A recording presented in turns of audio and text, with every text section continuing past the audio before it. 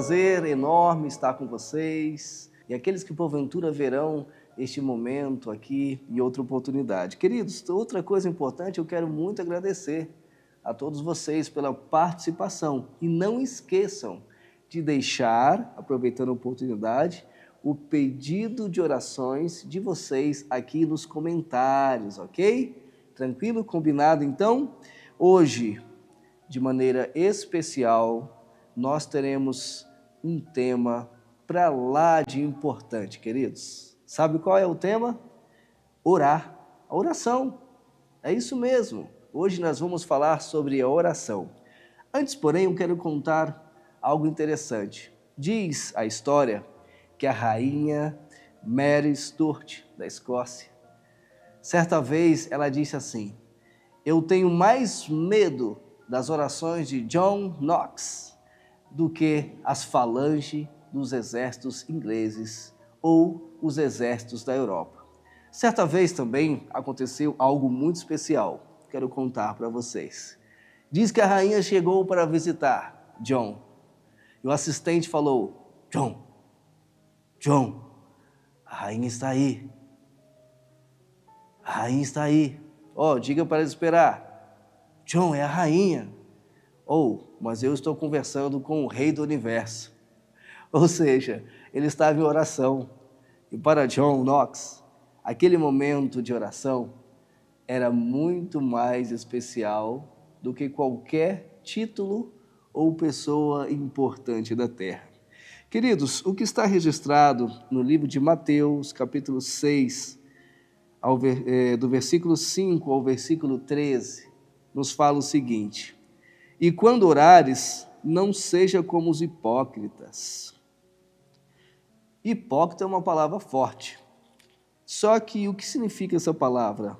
Hipócrites, vem do grego hipócrites, significa ator, estar atuando. Então, preste atenção numa coisa. O que Cristo queria dizer é que quando você for orar, não seja um ator.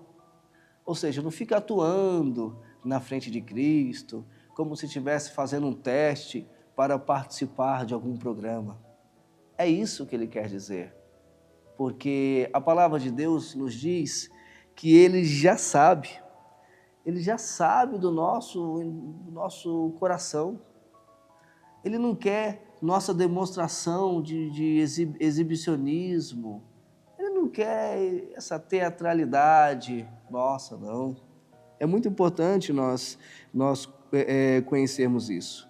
Há um texto especial de Ellen White que diz: a oração verdadeira é a comunicação da alma com Deus e não um espetáculo para os homens. Caminha Cristo. Outra coisa importante, nós precisamos dar valor à oração secreta. Muitas vezes nós precisamos entrar em nosso quarto, fechar as portas e ali falar com Deus. Por exemplo, você tem um costume, quero falar aqui para você, você tem um costume de orar nas madrugadas? Você já fez essa experiência com Deus, de falar com Cristo ali naquele horário mais tranquilo, mais suave, com menos barulho? Não porque Deus pode te ouvir melhor, Ele vai te ouvir em qualquer hora. Mas quando nós falamos com Deus na madrugada, é a oração do sacrifício. Mas também, ao mesmo tempo, é a oração do poder. Oração do poder.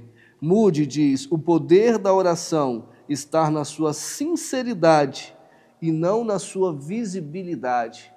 Queridos, isso aqui é muito sério. Você sabe por quê?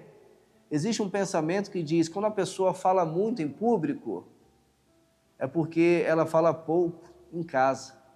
Quando a oração da pessoa se estende muito, por exemplo, dentro da igreja, é porque ela não tem o hábito de falar com Deus dentro de casa. Então, é um ato ele está buscando um ato de visibilidade. E é disso que Moody está falando. O poder da oração está na sinceridade. O que Deus quer é um coração sincero. Existe aqui em Salmos 91:1, diz: aquele que habita no esconderijo do Altíssimo, a sombra do Onipotente o descansará. Quando você entra no teu quarto e você habita naquele esconderijo, então a sombra do Onipotente o fará descansar. Mateus 14, 23 diz: e despedida a multidão, subiu ao monte para orar à parte. Cristo não precisava de visibilidade quando estava orando. Ele estava com os seus, mas ele saiu o quê, queridos? Para orar à parte. Isto é uma lição muito imponente da parte de nosso Salvador para conosco. E chegado já à tarde, estava ali só. Que maravilhas, né? Outra coisa importante que nós precisamos compreender sobre a oração é a questão das vãs repetições, que está, inclusive, na base da nossa meditação desta manhã, Mateus capítulo 6, do versículo 5 ao versículo 13. Então diz que a palavra ali, né, usar vãs repetições, é no grego batalogeu. Batalogeu quer dizer você ficar repetindo. Deus não quer. Queridos, veja uma coisa. Deus não quer que você use um batalhão, um exército de palavras vãs. Ele só quer um coração sincero. Entendeu? Essa é a dica do Senhor. Deus não quer um exército de palavras inúteis, repetitivas, teatrais. Ele quer um coração sincero. E ao chegar-se na presença de Deus, seja somente o quê? Sincero. É isso que eu gostaria de salientar para você. Diz o pensamento: o Pai Celestial sabe das nossas necessidades, antes mesmo de fazer o quê? De pedirmos. Então, Ellen White diz: a oração deve ser uma expressão de fé, confiança e dependência de quem? De Deus, e não um ritual vazio. A nossa vida já é um ritual, né? Tudo que nós fazemos é um ritual. Desde o momento que acordamos até o momento que vamos dormir, nós repetimos rituais, né? O ser humano, a humanidade, ela é, né, feita de rituais. Só que a oração não precisa ser algo sincero, porque estamos falando com quem? O nosso Criador. Não deve ser algo mecânico, algo teatral, algo vazio.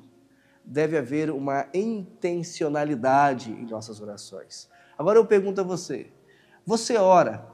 Quero falar com você. Você ora para que Deus possa te ouvir? Ou, na verdade, você ora, ou nós oramos para aprendermos a se comportar na presença de Deus? Porque se Deus já conhece as nossas necessidades, então espera aí, veja só, nós não oramos para que Deus possa nos ouvir, porque Ele já sabe nossos pedidos, nossos desejos, conhece as nossas necessidades. Nós oramos para que nós venhamos a aprender a se comportar na presença dEle. E para que a nossa intenção possa ser confirmada, porque Ele já sabe. Mas nós precisamos confirmar a nossa intenção através da oração. Mas vamos analisar rapidinho aqui, nos minutos que nos restam, essa oração, a mais especial de todas, a oração do Pai Nosso. E diz o seguinte: a primeira parte é Pai Nosso, né? Pater non. Quando eu falo Pai Nosso, ou Pai meu, ou chamando de Pai, eu estou colocando nessa oração aqui um sentimento de proximidade, um sentimento de intimidade. E é isso que Ele quer. Por isso que a oração não pode ser vazia nem teatral, porque eu estou falando com meu Pai. O nosso pai, a nossa mãe, ele sabe, o pai e a mãe, ele conhece o filho só pelo olhar. O pai e a mãe, ele sabe quando o filho, pela voz, está triste, está preocupado, está ansioso, só pelo comportamento. Eu pergunto, se um pai ou uma mãe humano já sabe, imagina Deus. Não podemos nem precisamos tentar enganar a Deus, manipular Deus. Comentário de Charles Spurgeon, é muito especial, esse grande pregador, ele diz o seguinte: chamar Deus de Pai é um privilégio que nos conecta ao seu amor e cuidado paternal. A segunda parte diz: santificado seja o teu nome. Olha, gente, é muito importante porque quando nós santificamos o nome de Deus, nós reconhecemos o que em Deus? A santidade dele. É por isso que a oração não pode ser, como já falei e repeti várias vezes, nessa meditação, vazia e teatral. Porque nós, no momento que estamos reconhecendo a santidade de Deus, nós precisamos nos comportar à altura dessa santidade. É muito interessante analisarmos, esse ponto de vista da oração base, o conhecimento da santidade e do caráter de Deus. Queridos, outra coisa, venha a nós o quê? Venha o teu reino. É você se comportar nessa terra com a expectativa do reino. É você viver diariamente à altura deste reino. É por isso que a oração ela não pode ser apenas mais uma ferramenta. Ela é uma ferramenta especial de se comunicar com o Criador do reino, o autor do reino. A serva do Senhor diz o seguinte: o reino de Deus se estabelece no coração daqueles que aceitam a sua soberania. Então, ao orarmos, nós precisamos aceitar a soberania de Deus e saber que, conforme Mateus 6,10, seja feita a tua vontade. É isso que nós precisamos compreender. O desejo de que a vontade de Deus prevaleça em nossos pedidos. É por isso que a oração precisa ser o quê? Sincera. Ela não é teatral, porque a nossa vontade nem sempre vai ser feita. A minha vontade não vai ser feita mesmo? Não entra com essa intenção. Você entra quando você pede alguma coisa a alguém, você entra com a intenção de quê? De receber. Não é como se usa no argumento, o não eu já tenho, O não de Deus eu já tenho, mas eu vou aqui pedir. Não entra com essa mentalidade. Aqui é algo sério, algo real. Estamos lidando com o Criador do universo.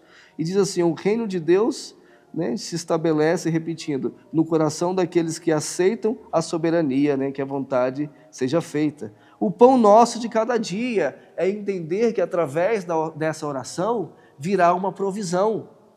E virá no tempo de Deus. Muitas vezes ela não vai vir no seu tempo, não vai vir no meu tempo, mas sempre virá no tempo de Deus. É aceitar essa provisão de Deus. Continuando, Moody disse, Deus se importa com nossas necessidades diárias.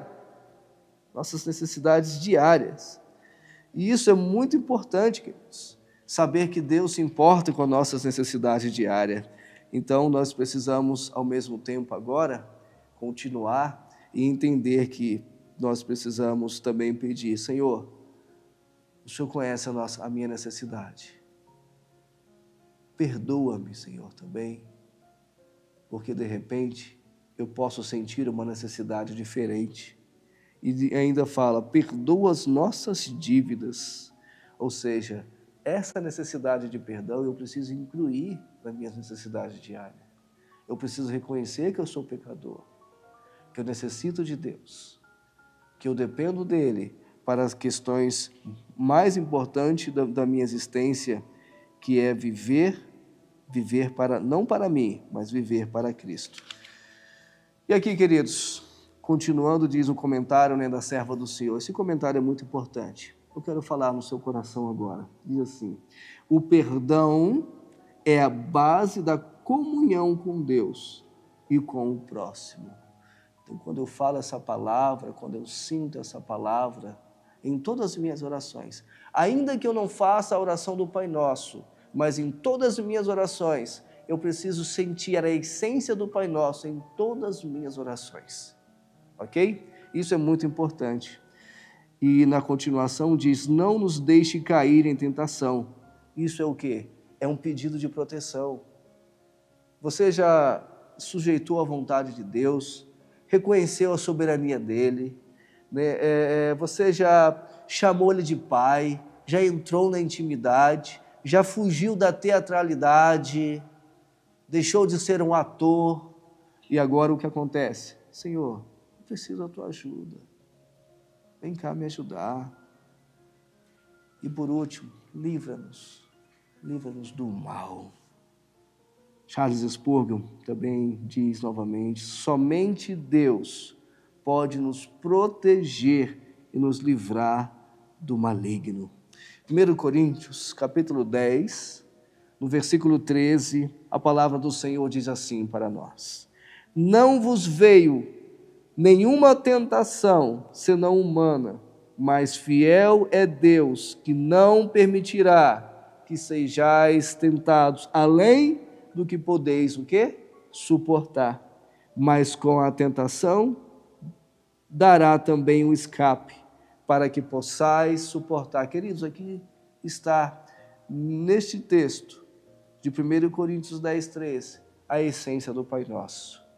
E a essência do Pai Nosso está espalhada em toda a Bíblia. E a essência do Pai Nosso, querido, deve estar espalhada onde? No meu e no seu coração. Que Deus nos abençoe nessa oportunidade.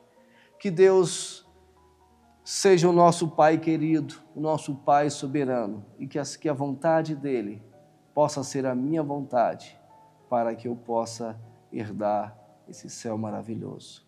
Esse é meu desejo e a minha oração. Amém.